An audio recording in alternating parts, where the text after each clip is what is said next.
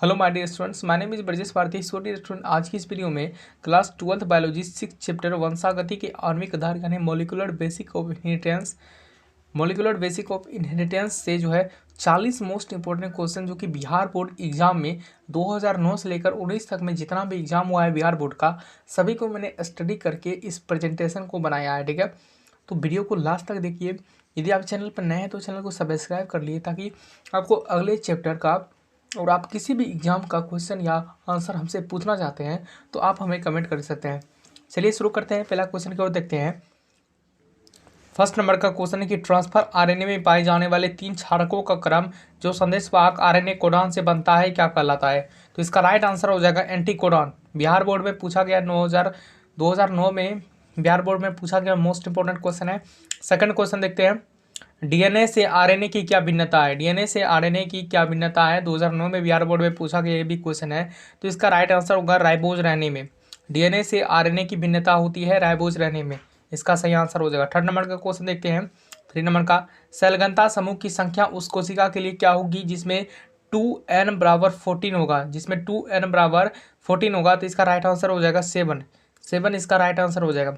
चलिए 4 नंबर का क्वेश्चन देख लेते हैं। डीएनए अणु में साइटोसिन 80% है तो एडेनिन की प्रतिशत कितनी होगी? डीएनए अणु में साइटोसिन 80% है तो इसका राइट आंसर हो जाएगा 64%।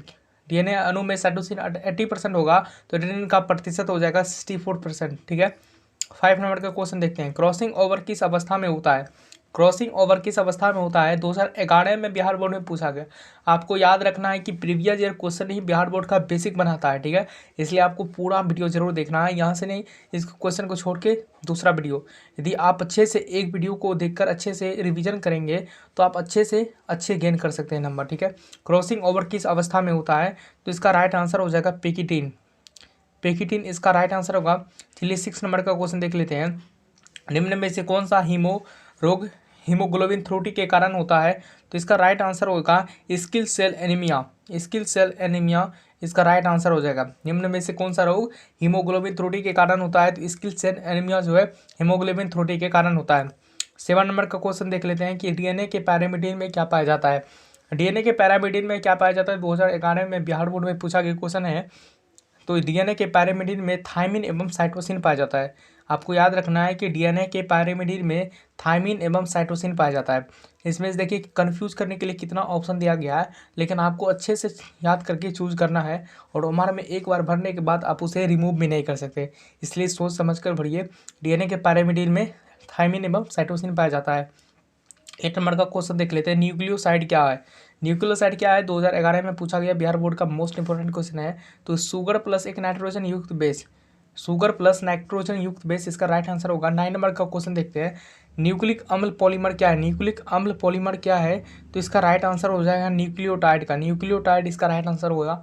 ए नंबर का 2012 में बिहार बोर्ड में पूछा गया क्वेश्चन है। अब देख लेते हैं 10 नंबर का क्वेश्चन की रेट्रिक्शन विकर क्या है? 2012 में पूछा गया ये भी क्वेश्चन है। इसका राइट आंसर हो जाएगा एंडोन्यूक्लिएज रेट्रिक्शन विकर है। सभी क्वेश्चन पूछे जाएंगे। ठीक है, आप देख लीजिएगा ये क्वेश्चन 100% आएंगे। इस चैप्टर से 5 क्वेश्चन जरूर आएंगे, 100% श्योर है। इसलिए सभी क्वेश्चन से जो है 5 चैप्टर, जितना भी 16 चैप्टर है ना, उससे जो है 5 क्वेश्चन सबसे आएंगे। ठीक है, प्रत्येक पादप कोशिका से पूर्ण पौधा बन सकता है, इस गुण को क्या कहा जाता है?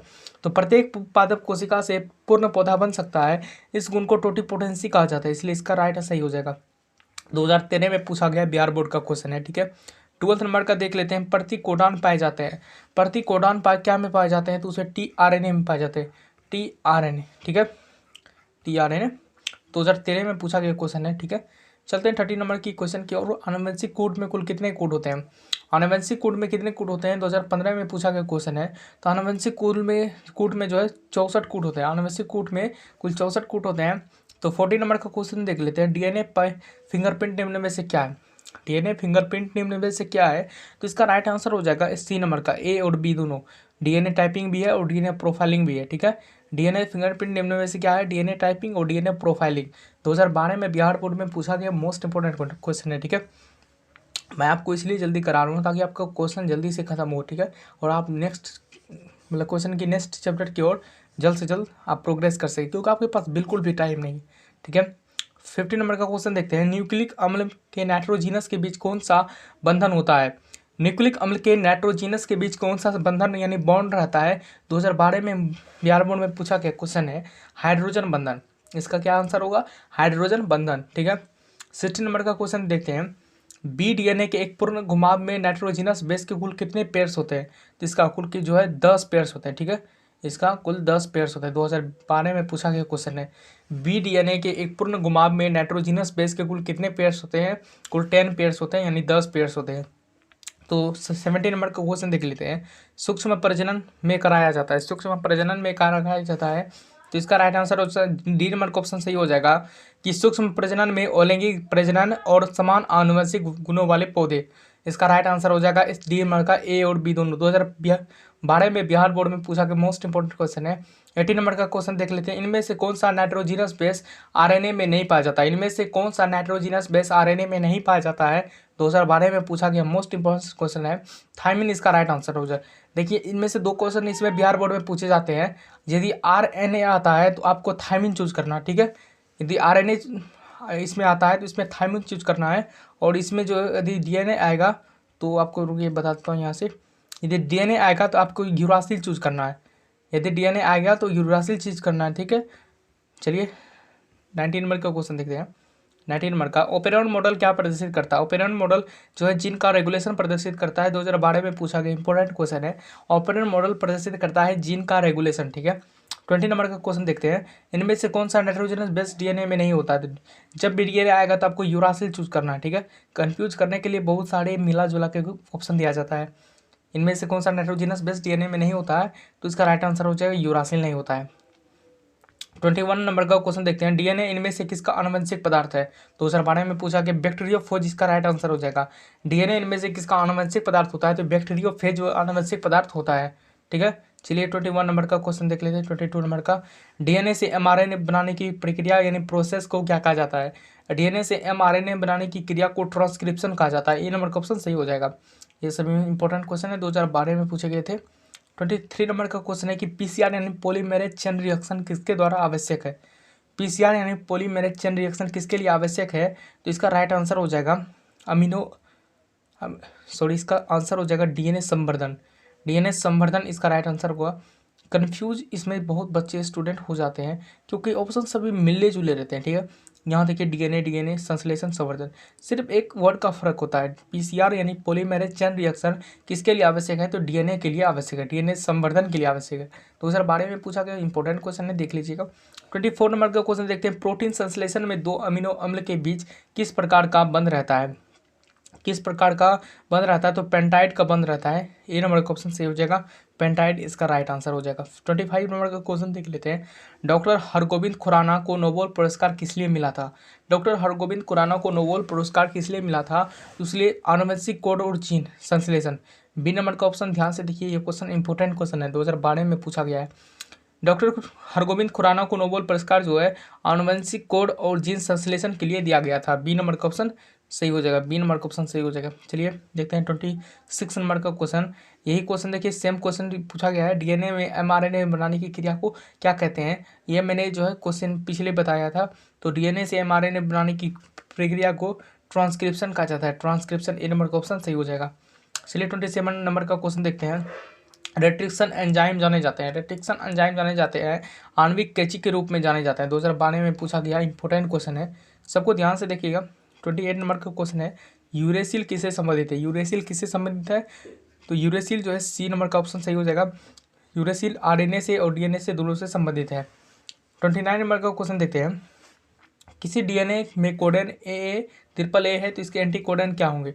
यदि जितना इसका रहता है वैल्यू उतना ही इसका रहेगा, तो इसका राइट आंसर हो जाएगा AA और AAA इसका राइट आंसर होगा। 13 नंबर का क्वेश्चन देखते हैं, डीएनए के डबल हेलिक्स मॉडल में प्रत्येक समाक्षार दूसरे से कितनी दूरी पर होता है। डीएनए के डबल हेलिक्स मॉडल में प्रत्येक समाक्षार दूसरे से कितनी दूरी पर होता है, तो 0.34 nm इसका राइट आंसर होगा 0.30 nm। ठीक है, चलिए नेक्स्ट क्वेश्चन की ओर देखते हैं। 31 नंबर का क्वेश्चन है, किसी बी डीएनए के इक्विवेलेंट यानी स्पिरल में न्यूक्लियोटाइड की संख्या कितनी होती है। किसी बी डीएनए के इक्विवेलेंट में स्पिरल में न्यूक्लियोटाइड की संख्या होती है 10 यानी 10 होता है। ठीक है, आपको याद रखना है 10 होता है। बी नंबर का ऑप्शन सही हो जाएगा। चलिए 32 नंबर का क्वेश्चन देख लेते हैं। किसी न्यूक्लियोटाइड के पेंटोस शर्करा के किस कार्बन के साथ नाइट्रोजनस क्षार का वलय होता है? 2012 में पूछा गया क्वेश्चन है। तो एक इसका राइट आंसर होगा कि कार्बन के साथ नाइट्रोजन का क्षार होता है एक। ए नंबर का ऑप्शन सही हो जाएगा। चलिए 33 नंबर का क्वेश्चन देखते हैं। अमीनो अम्ल को टीआरएनए से कौन सा कारक संबंध करता है? अमीनो अम्ल को टीआरएनए से कौन सा कारक संबंध करता है? तो इसका सही आंसर हो जाएगा amino acyl synthase. Amino acyl synthase इसका राइट आंसर हो जाएगा। बी नंबर का 2012 में पूछा गया क्वेश्चन है। सभी क्वेश्चन इंपॉर्टेंट है। 34 नंबर का क्वेश्चन है। किसी रेट्रोवायरस में आनुवंशिक पदार्थ होता है? तो इसका राइट आंसर हो जाएगा RNA. RNA ribonucleic acid. RNA ribonucleic acid. तो चलिए 35 नंबर का क्वेश्चन है कि न्यूक्लियोसोम में उपस्थित होता है। तो इसका राइट आंसर हो जाएगा हिस्टोन अणु उपस्थित होता है। न्यूक्लियोसोम में उपस्थित होता है हिस्टोन अणु। 36 नंबर का क्वेश्चन है कि डीएनए पॉलीमेरेज की खोज किसने की? डीएनए पॉलीमेरेज की खोज जो है कार्नबर्ग ने की। कार्नबर्ग इसका राइट आंसर हो जाएगा। चलिए 37 नंबर का क्वेश्चन देखते हैं कि मंका में जंपिंग जीन की खोज किसने की? 2012 में पूछा गया है। तो इसका सही आंसर हो जाएगा बारबरा मेल्कटोज इसका राइट आंसर होगा। चलिए देखते हैं 38 नंबर का क्वेश्चन। किस जीन के साथ एंजाइम आरएनए पॉलीमेरेज जुड़ा हुआ रहता है? प्रमोटर जीन इसका राइट आंसर होगा। प्रमोटर जीन इसका राइट आंसर हो जाएगा। चलिए नेक्स्ट क्वेश्चन देखते हैं। 39 नंबर का क्वेश्चन, नियंत्रण यानी रेगुलेटरी जीन को क्या कहा जाता है? तो इसका राइट आंसर हो जाएगा निरोधक जीन। नियंत्रण यानी रेगुलेटरी जीन को निरोधक जीन कहा जाता है। 2012 में पूछा गया क्वेश्चन है। चलिए अंतिम क्वेश्चन देखते हैं कि आरएनए डीएनए से आरएनए में क्या क्या अलग है? इसका राइट आंसर हो जाएगा नाइट्रोजनी समीक्षार व फॉस्फेट समूह द्वारा या समाक्षार व फॉस्फेट या शर्कराओं द्वारा। तो डीएनए से आरएनए में अलग अलग होता है नाइट्रोजनी समाक्षार व शर्कराओं द्वारा। ए नंबर का ऑप्शन सही हो जाएगा। ठीक है, 2012 में बिहार बोर्ड में पूछा गया मोस्ट इंपॉर्टेंट क्वेश्चन है। दोस्तों चलिए आज यहीं बिता देते हैं, मिलते हैं नेक्स्ट चैप्टर की वीडियो में। यदि आप यहाँ तक वीडियो देख रहे हैं तो आपको दिल से सलाम और मिलते हैं नेक्स्ट वीडियो में। जय हिंद जय Bharat. Thank you so much.